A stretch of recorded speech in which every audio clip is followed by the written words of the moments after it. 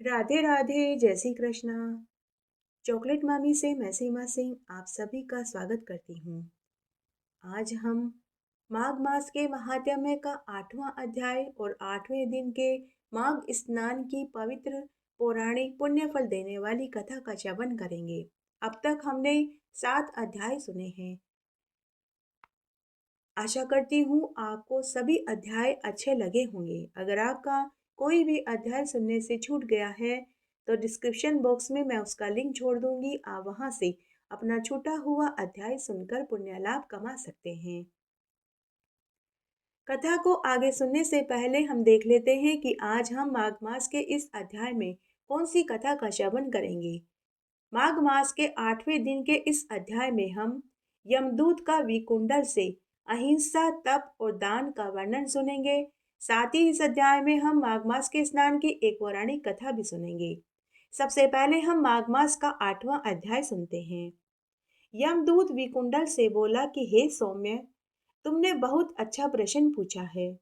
इस समय पाप रहित हो शुद्ध हृदय वाले व्यक्ति के कल्याण मार्ग में हमेशा ही वृद्धि होती है। यद्यपि पराई सेवा में तत्पर होते हुए भी मैं तेरे प्रेम के कारण तुझसे यथा बुद्धि रखता हूँ। सब अवस्थाओं में मन, कर्म या वाणी से जो दूसरों को दुख नहीं देता वे यमलोक में नहीं जाते। प्राणियों की हिंसा करने वाले मनुष्य वेद, दान, तप, यज्ञ से भी किसी भी प्रकार उत्तम गति को प्राप्त नहीं होते। ऋषि मुनियों ने कहा है कि अहिंसा ही सबसे बड़ा धर्म, तप और दान है। दयालु मनुष्य मच्छर, डांस, खटमल, लीख, जुआ आदि मनुष्य की भी अपने समान ही रक्षा करता है। ऐसे मनुष्य जलते अंगारों से व्याप्त दुर्गम पथ को और प्रेतों की तरंगों वाली यम यातना को नहीं देखते।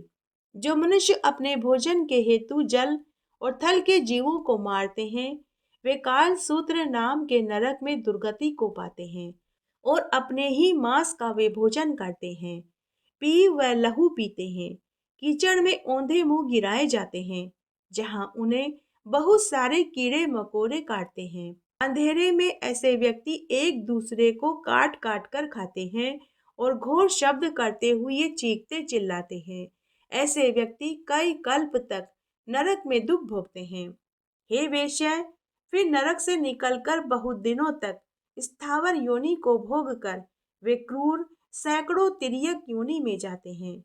फिर प्राणियों के हिंसक व्यक्ति जन्मांध, दरिद्री, काने, कुबड़े, लंगड़े और अंगहीन का जन्म पाते हैं।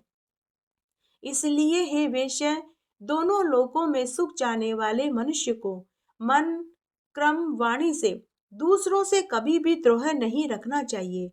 हिंसक लोगों को दोनों लोकों में सुख नहीं मिलता। जो किसी प्राणी की हत्या नहीं करते उनको कहीं भी डर नहीं। जिस तरह सीधी और टेढ़ी बहने वाली नदियां समुद्र में ही जाकर मिल जाती है, उसी तरह से सभी धर्म दृढ़ रूप से अहिंसा में प्रवेश करते हैं। जो प्राणियों को अभय दान देता है वह सब तीर्थों में स्नान कर लेने और सब यज्ञों में दीक्षा पा लेने का फल प्राप्त कर लेता है। जो लोग अपने वर्ण अनुसार शास्त्रोक्त धर्म का पालन करते हैं वे कभी भी यमलोक में नहीं जाते। ब्रह्मचारी, गृहस्थ, वानप्रस्थ और सन्यासी सभी अपने अपने धर्म में विलीन होकर स्वर्ग में सुख भोगते हैं। जो इष्टापूर्त नित्य पंच यज्ञ करते हैं, सदैव दया करते हैं, वे यमलोक में नहीं जाते। जो ब्रह्मचारी हैं, वेद पाठी हैं, नित्य अग्निहोत्र करते हैं, वे स्वर्गगामी होते हैं। दीन वचन नहीं बोलने वाले शूरवीर जो संग्राम में लड़ाई में मरते हैं वे सूर्य लोक होकर स्वर्ग में आनंद सुख भोगते हैं। हे वेश्या, लंगड़े, लूले, बाल, वृद्ध, अनाथ, स्त्री, शरणार्थी, ब्राह्मण, गरीबों का पालन पोषण करने वाले लोग स्वर्ग से नहीं गिरते। वहां सदा वे स्वर्ग में आनंद सुख भोगते हैं। कीचड़ में फंसी गाय को तथा ऋषि ब्राह्मण का कल्याण करने वाले, गाय को हरा चारा खिलाने वाले, गाय की सेवा टहल करने वाले, गाय की पीठ पर न चढ़ने वाले हमेशा स्वर्ग ही जाते हैं। जहाँ गाय जल पीती हो वहाँ जल की होदी बनवाने वाले, बावड़ी, कुआं, तालाब, प्याऊ खुदवाने वाले, जिनमें जलचर और थलचर प्राणी इच्छा पूर्वक कभी भी जल पी सकते हैं। जो ऐसा कार्य करते हैं उनका धर्म हमेशा बढ़ता रहता है। वे बिना यमलोक देखे अक्षय स्वर्ग को पाते हैं, क्योंकि जल ही मनुष्य का प्राण है। जलदान सबसे बड़ा दान कहा गया है। पीपल, नीम, बरगद के एक एक खेत, बैल और आंवले के तीन तीन, आम के 5, इमली के 10 पेड़ जो अपने जीवन काल में लगवाते हैं, वे कभी भी नरक में नहीं जाते। 10 कुपुत्र की अपेक्षा 5 वृक्ष श्रेष्ठ है, क्योंकि वे पुत्र रूपी वृक्ष अपने पत्ते, फूल, फल और मूल से पितरों को तृप्त करते हैं। उन स्त्री पुरुषों को अग्नि में अग्निहोत्र करने की आवश्यकता नहीं, जिन्होंने मार्ग में घने छायादार अपने जीवन काल में वृक्ष लगवाए हैं। जो स्त्री पुरुष अपने जीवन काल में छायादार पेड़ लगवाते हैं, वे दानी सदैव आनंद सुख पाते हैं। अच्छी छाया वाले फल और फूलों से पूर्ण मार्ग में लगाए हुए पेड़ों को जो मूर्ख व्यक्ति काटते हैं, वे बहुत समय तक कुंभीपाक नरक में दुख भोगने के लिए डाल दिए जाते हैं। हे वेश्या, जहाँ तुलसी का वन हो वह घर तीर्थ के समान होता है। वहाँ यमदूत निवास नहीं करते। जो लोग अपने जीवन काल में तुलसी के पौधे लगाते हैं, उनके पितर उसकी सुगंध से देवलोक में उतने ही 1000 वर्ष तक आनंद सुख भोगते हैं, जितने की बीज और दल उस तुलसी के पौधे में होते हैं। नर्मदा का दर्शन, गंगा स्नान और तुलसी दल का स्पर्श, इन तीनों का पुण्य बराबर फल देता है। तुलसी की सेवा करने, सींचने, दर्शन करने, स्पर्श करने से वाणी, मन तथा शरीर से उत्पन्न समस्त पाप नष्ट हो जाते हैं। हे वेश्यावर, प्रत्येक पक्ष की द्वादशी के दिन ब्रह्मा आदि देवता भी तुलसी वन की पूजा करते हैं।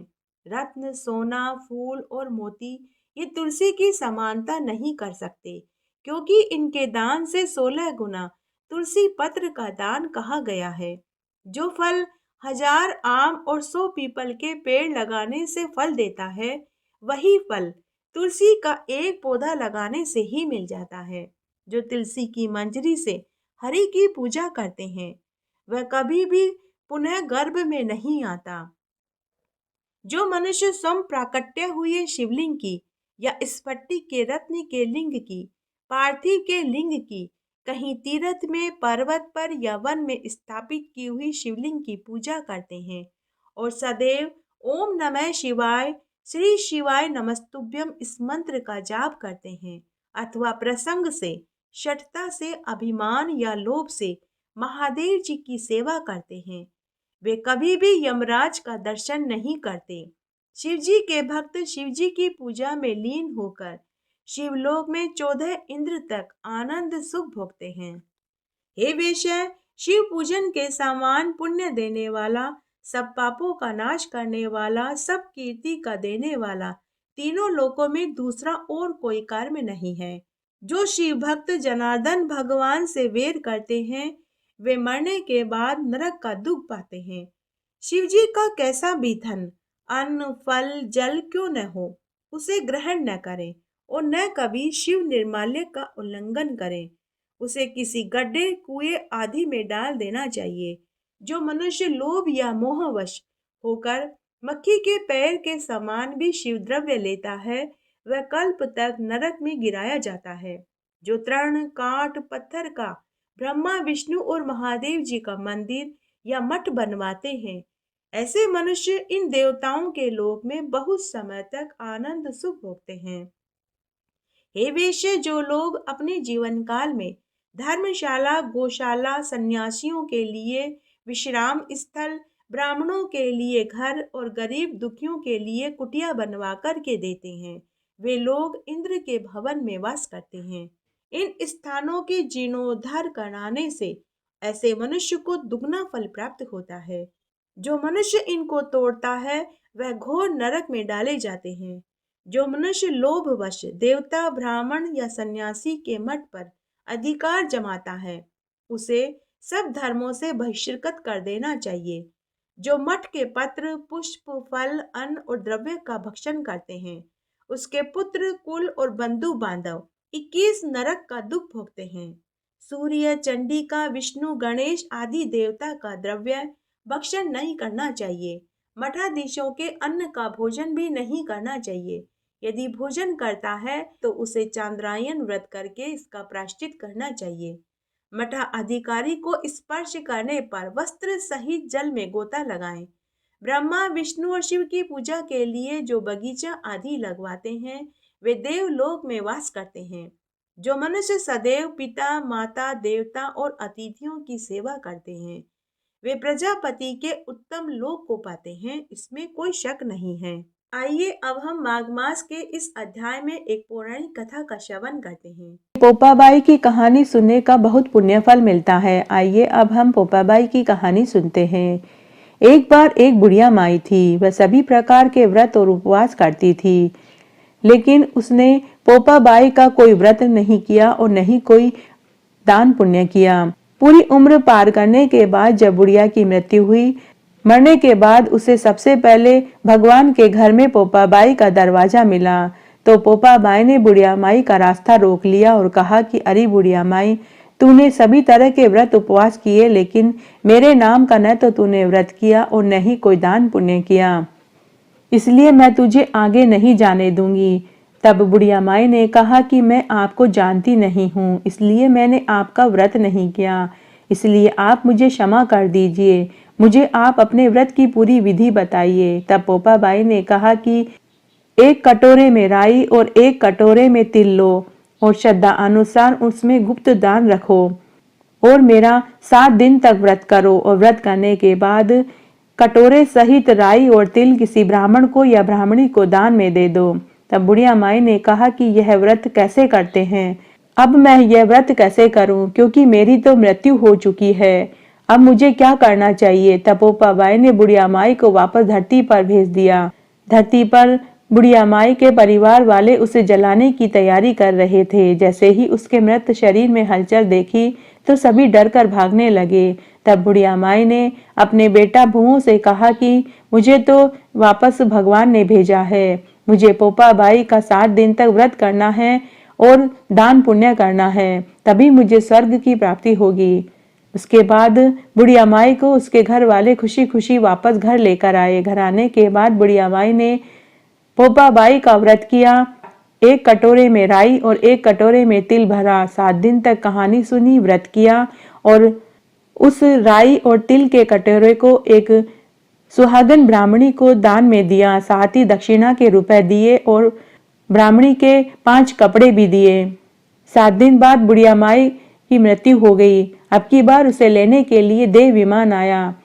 भगवान के घर जाने पर सबसे पहले उसे पोपाबाई का दरवाजा मिला। इस बार पोपाबाई ने अपने दोनों हाथ फैलाकर बुढ़िया माई को अपनी शरण में ले लिया।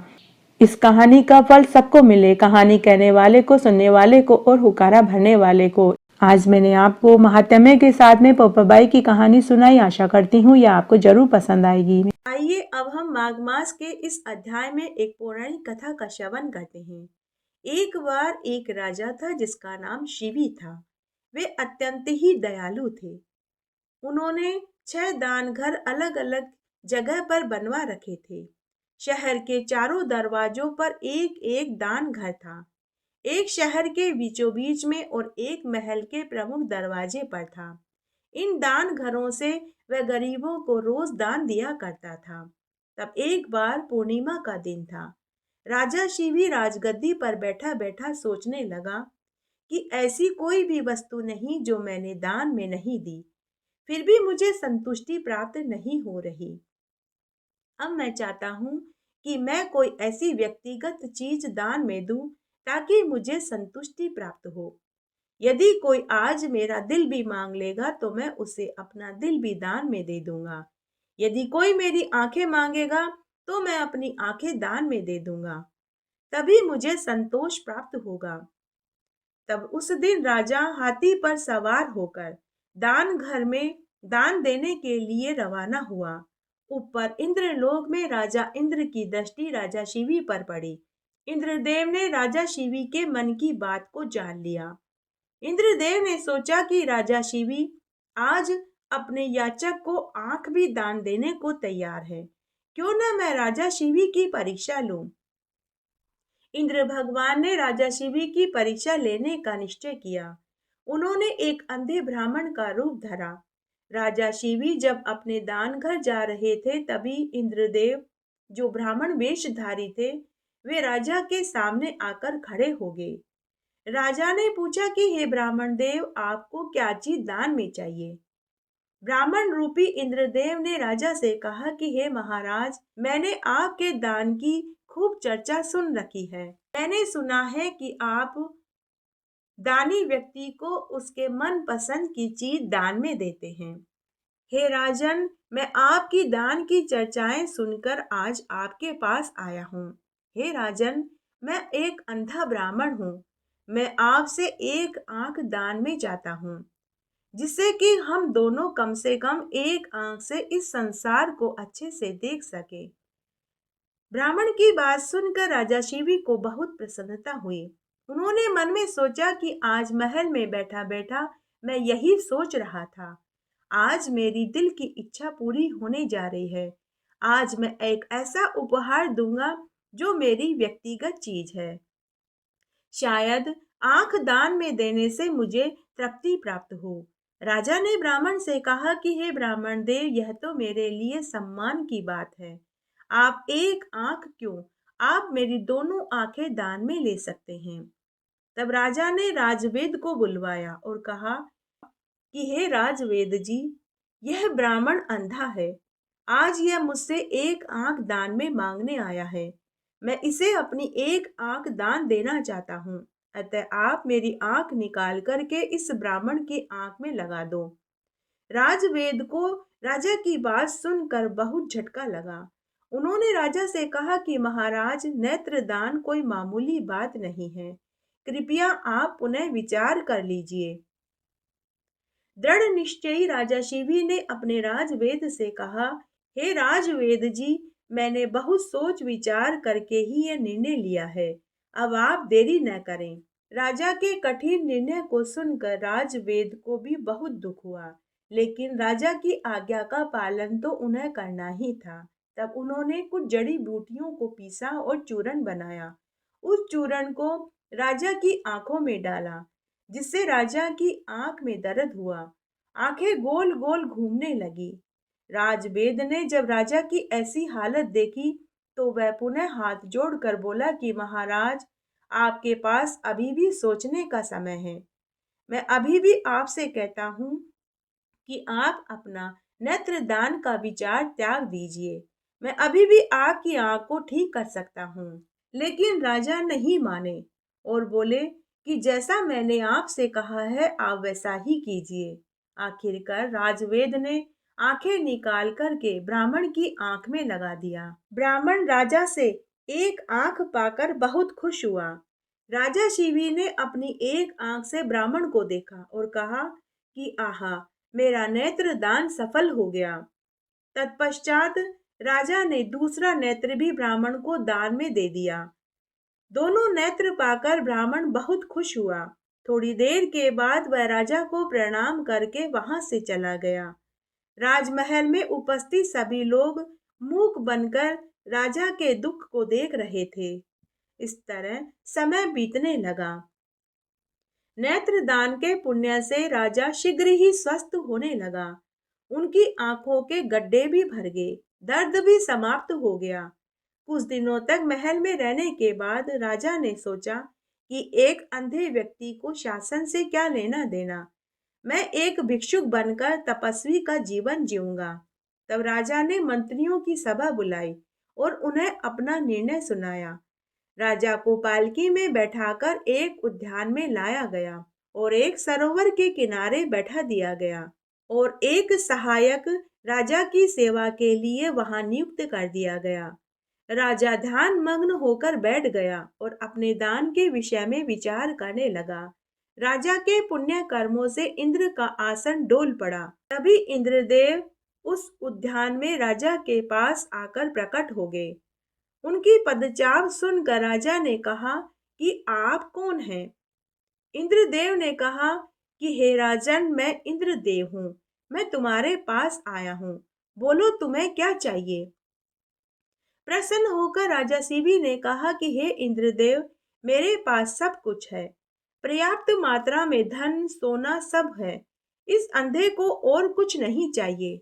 इंद्र भगवान पुनः राजा से बोले कि हे महान राजा, दान का प्रतिदान उसी जन्म में प्राप्त होता है। आप सत्य क्रिया करें, आपके नेत्र आपको पुनः प्राप्त हो जाएंगे। तब राजा ने सत्य क्रिया करी। उन्होंने कहा कि जिस याचक ने मुझसे जो चीज दान में मांगी, मैंने उसे वही चीज दान में दी। अगर मैं सत्य कह रहा हूं तो मेरी आंखें ठीक हो जाए। राजा के सत्य वचन कहते ही राजा की एक आंख ठीक हो गई। फिर उन्होंने दूसरा वचन बोला कि मैंने एक अंधे ब्राह्मण को अपनी दोनों आंखें दान में दी। अगर उस आंख को पाकर उस अंधे ब्राह्मण को थोड़ी सी भी प्रसन्नता हुई हो तो मेरी दूसरी आंख ठीक हो जाए। राजा के ऐसा कहते ही राजा की दूसरी आंख भी ठीक हो गई। राजा दोनों आंखों को पाकर बहुत खुश हुआ। तब राजा पुनः महल में आया। राजा के नेत्रों की ज्योति वापस आ गई। यह खबर पूरे राज्य में फैल गई। उन्हें देखने के लिए लोगों की भीड़ एकत्र हो गई। महल के मुख्य द्वार पर विशाल शामियाना लगाया गया। चंदन के महल में सफेद मंडप के नीचे बने सिंहासन पर राजा शिवी बैठे थे। उन्होंने घोषणा करी कि कोई भी चीज या कोई भी धन ऐसा नहीं जिसे दान न किया जा सके। तब राजा शिवी ने अपने पूरे राज्य में यह ढिंडोरा पिटवा दिया कि कोई भी चीज ऐसी नहीं कि जिसे दान न किया जा सके। अतः प्रत्येक मनुष्य को अपनी सामर्थ्य अनुसार कुछ न कुछ चीज दान में देना चाहिए। उस दिन के बाद राजा शिवी की प्रजा के सभी लोग अपनी अपनी सामर्थ्य के अनुसार दान देने लगे। उनके इस दान से राजा शिवी की प्रजा के सभी लोग मरने के बाद स्वर्ग को जाने लगे। बोलिए विष्णु भगवान की जय। बोलिए कृष्ण भगवान और राधिका रानी की जय। बोलिए माघ मास के देवता की जय। आइए अब हम तुलसी महारानी जी की आरती सुनते हैं। तुलसी महारानी नमो नमो, हर की पटरानी नमो नमो। कौन से महीने में बोई रानी तुलसा, तो कौन से महीने में हुई हरियाली। आषाढ़ के महीने में बोई रानी तुलसा, तो सावन के मास में हुई हरियाली। कौन से महीने में हुई तेरी पूजा, तो कौन से महीने में हुई पटरानी। कार्तिक के महीने में हुई तेरी पूजा, तो मंगसर मास में हुई पटरानी। धूप दीप नैवेद्य आरती, तो पुष्पन की बरसा बरसानी। 56 भोग 36 व्यंजन, मैया बिन तुलसा एक न मानी। जो कोई तुलसा को सवेरे गाए, श्री कृष्ण भगवान के दर्शन पाए। जो कोई तुलसा को दोपहरा गाए, खीर खांड का भोग पाए। जो कोई तुलसा को सांझ को गाए, श्री कृष्ण जी की आरती उतारे। जो कोई तुलसा को आधी रात को गाए, श्री कृष्ण जी के चरण दबाए। तुलसी महारानी नमो नमो, हर की पटरानी नमो नमो। आशा करती हूँ आपको इस अध्याय और कथा को सुनने का संपूर्ण फल प्राप्त होगा। मेरे साथ बने रहने के लिए आपका धन्यवाद। आगे आने वाली कथा कहानी के लिए भी आप इसी तरह मेरे साथ बने रहें। धन्यवाद।